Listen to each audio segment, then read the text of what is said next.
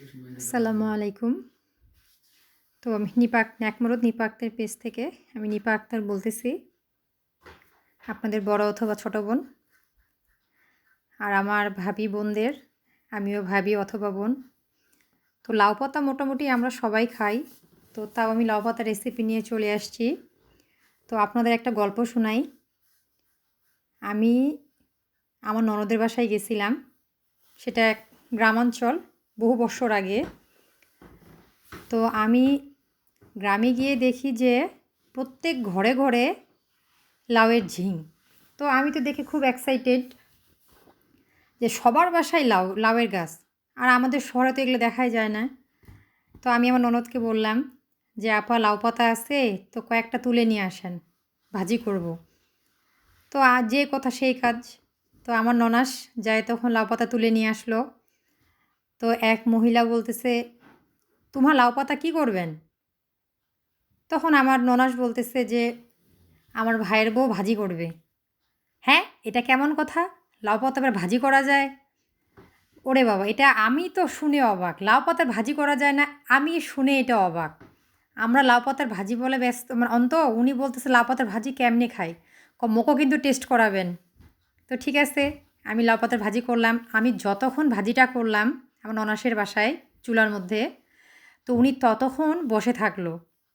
তো সেদিনকে আমি লাউ পাতার ভাজি করছিলাম, আর কী কী যে করছিলাম আমার খেয়াল নাই।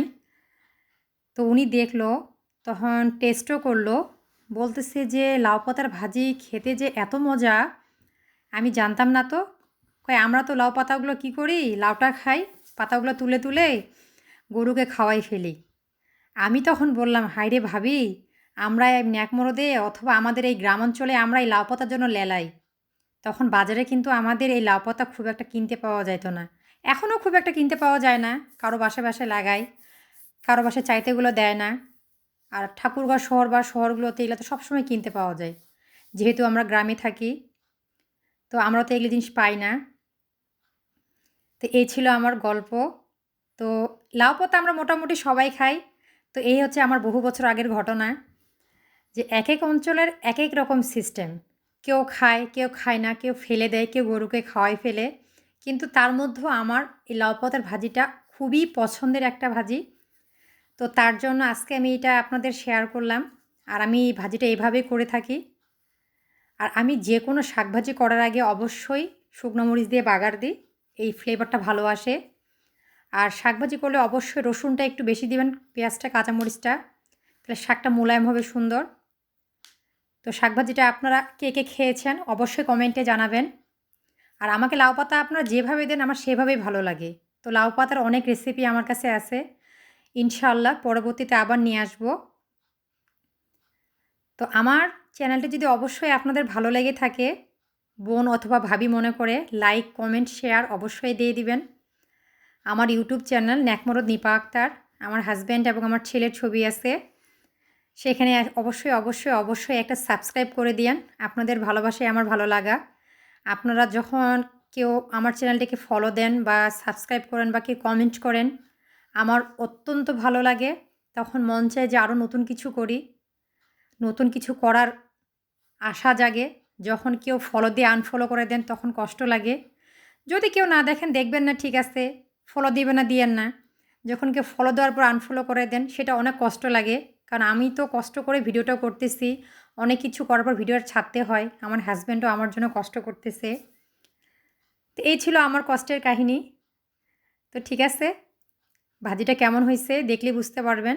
আর আমি এই ভাজিতে কোনো প্রকারের হলুদ অ্যাড করি না। আমার এই ভাজিটা সবুজ কালার দেখতেই ভালো লাগে। এটা গরম ভাতের সাথে খেতে অনেক মজা লাগে। তো এই ভাতের সাথে, মানে এই ভাজির সাথে আজকে আমার মেনুতে ছিল হচ্ছে ফ্যাসা মাছের শুটকির ভর্তা, আলুর ভর্তা, এই শাকের ভাজি। তো এটা আজকে আমরা বেশ মজা করে খেয়েছিলাম। আমার ছেলেরও অনেক মজার ভাজি এটা।